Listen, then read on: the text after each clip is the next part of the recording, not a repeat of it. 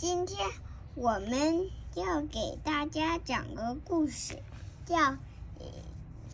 名字叫《小白兔不怕大风和大雨》。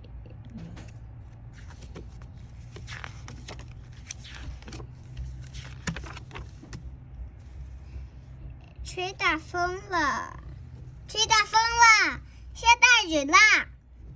兔爸爸说：“大风大雨来啦！大风大雨来了，快把门关起来！”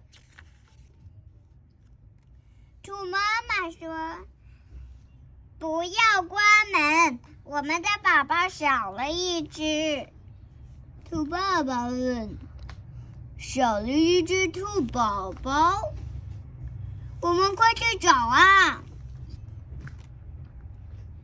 兔妈妈、兔爸爸叫：“兔宝宝，你在哪？”